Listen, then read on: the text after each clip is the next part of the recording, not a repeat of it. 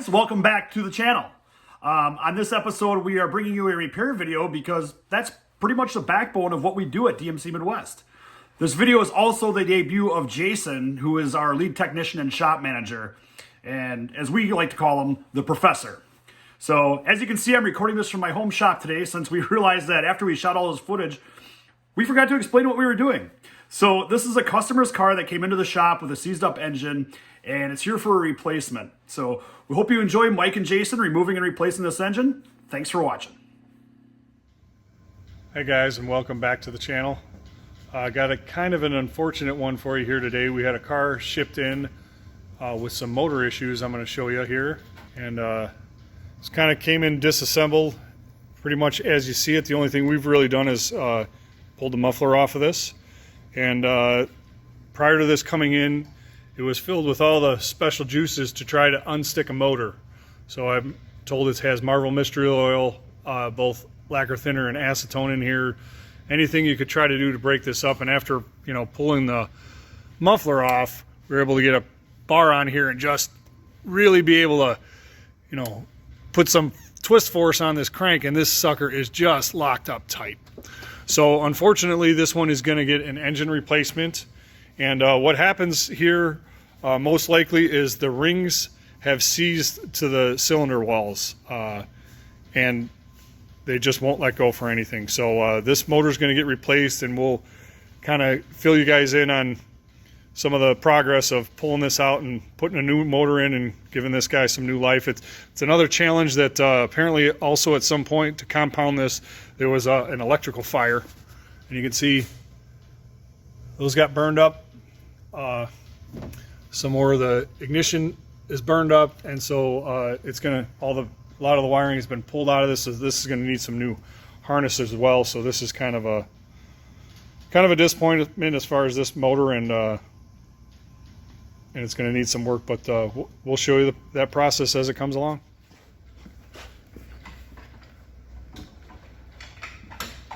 All ready to get this guy pulled out.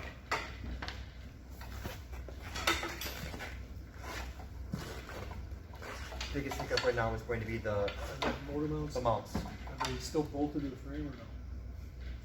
The mounts are always left in the frame when I pull a motor out. It's going to lift it up and out of it. Okay. Well, then we can't just say we can pull it this way. No, it's going to go up. So start going up because we got separation now.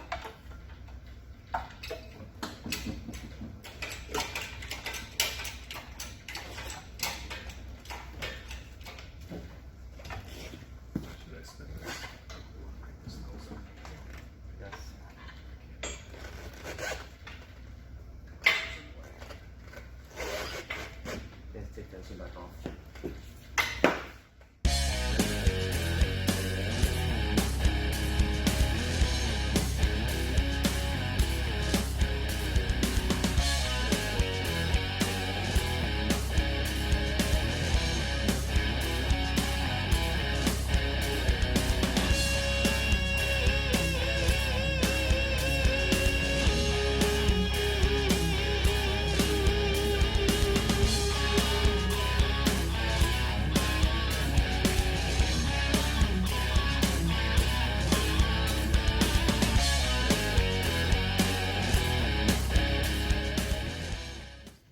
So here we are with the motor that's going to be going into this car.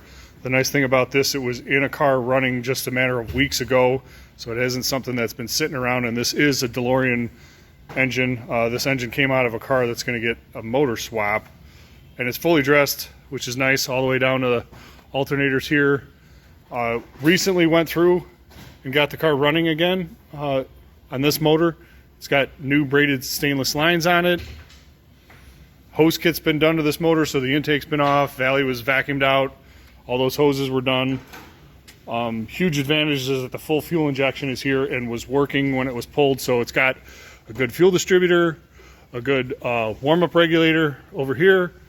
Got a frequency valve, and that should, be a big advantage. This customer located this engine, just shipped it in for us.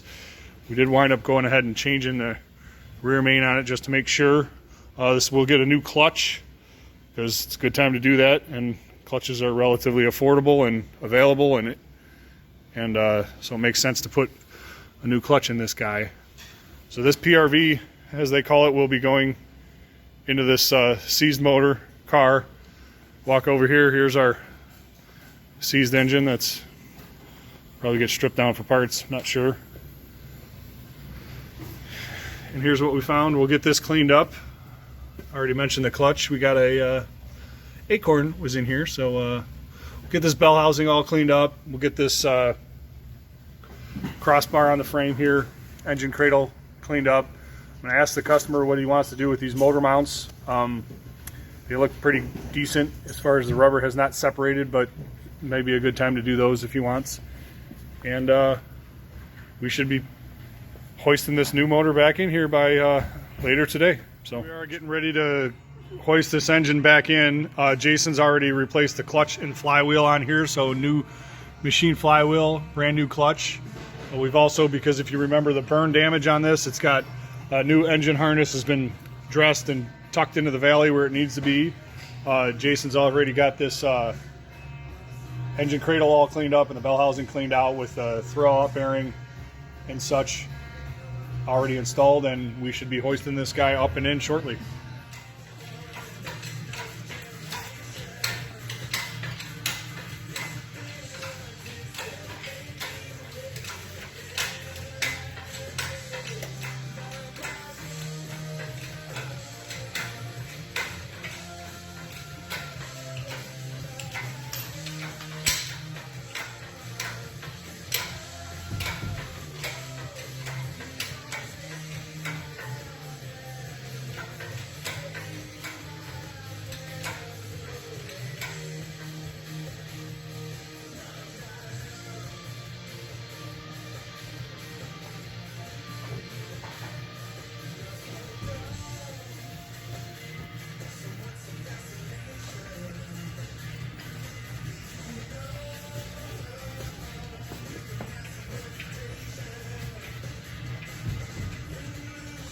They're going down. Come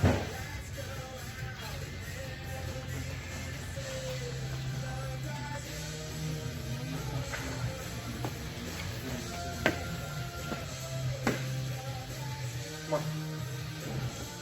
So obviously here we are going in, guys, and I rudely did not introduce Jason, otherwise known as the professor around here, who's the lead tech and shop manager. Jason's been with us for what, going on 12? I'm in my 11 years. So when you talk about expert as being somebody with 10,000 hours of experience, Jason's on, or basically 5 years, Jason's on expert level 2.0 plus now, right? Yep. Stop.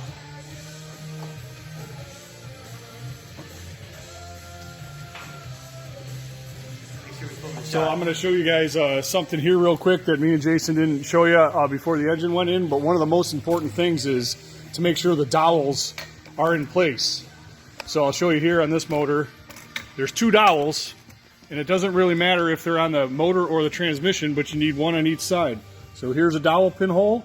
This one is in the transmission, and here's a dowel pin hole. This one stayed in the motor. So, you know, of course, the 4 bolts, there's kind of some slopping, but with these pins, there's no slopping. If you have one on both the engine and transmission side, obviously you're going to have some trouble getting them in. And if you have one of these pins missing, it could cause input shaft to break over time because it doesn't keep things completely in line. And you could wind up running that shaft slightly crooked and causing excessive wear. So back to this motor install, and me and Jason are going to try to get this thing wrestled down and in. So we've got a jack underneath the transmission holding it up to kind of get that up, and then it's really about getting that input shaft just straightly lined up and slid in. So how are we looking? Down a little bit more.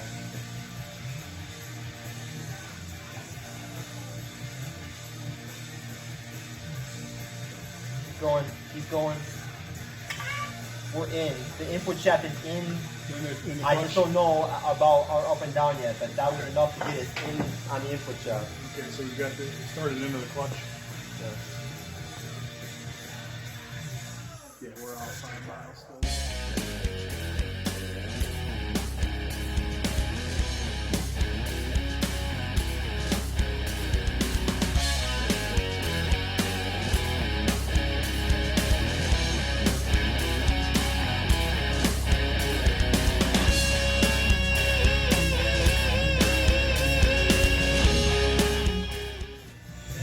So me and Jason got this thing mated up. It was a bit of a struggle, but splines are in, and we're just mating up the bell housing bolts. So this is something you always want to draw these together by hand, anytime you're doing a transmission. Engine. Or an engine.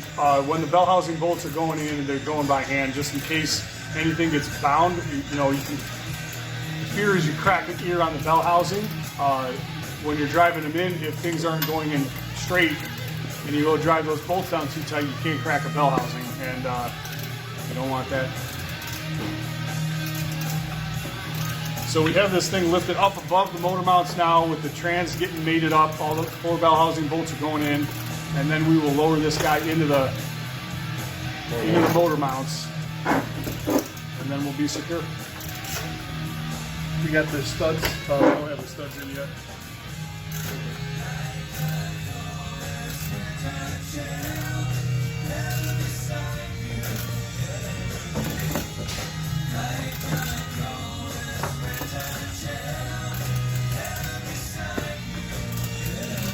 Alright, how's our gap looking, Jay? Is that Yeah, it's looking better on the top.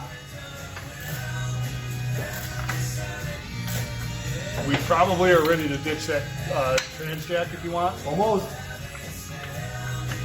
I'm kind of hand snugged up at the top here. My bottom one's already snug tight. Yeah, I got a top one snug, so pretty lined up. Guess I got my freaking arm cracked in.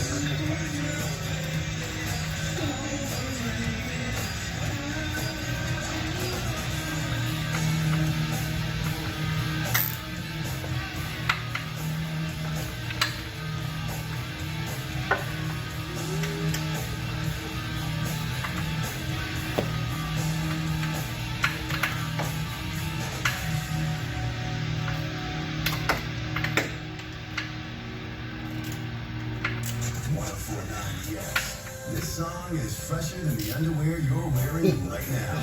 Get on teed. This is new rock. All right, I'm tight. we got these snugged up with a little stubby.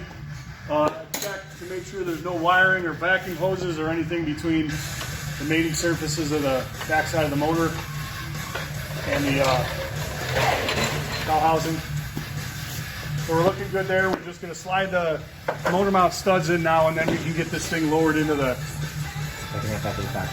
You want to do that after the fact? Yes. Okay. Hang on, let me grab the camera and we'll show these guys exactly what's going on here, and you can lower it down in. So we're kind of on final approach here. I'm going to come over across Jason, and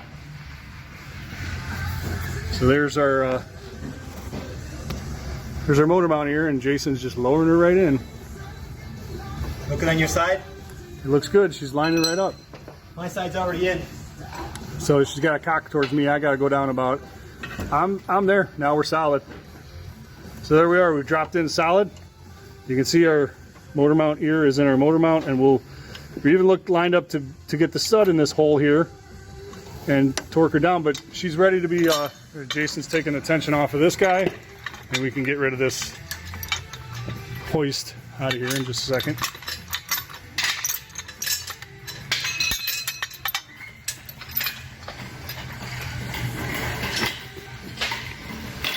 Here we are. We'll get this unhooked and go from there. So here we are, dropped in. We've got some harness to dress. We still have a harness to dress across the back here, and then a lot of this engine harness that we already connected into the valley is going to get obviously plugged in over here with our bulkhead connectors. But she's in. She's made it up. We're going to have to final tighten the bell housing bolts. We got to get the motor mounts tightened up, but making some progress here, and get that dressed up, and then hopefully we will be able to show you guys a first fire of this motor.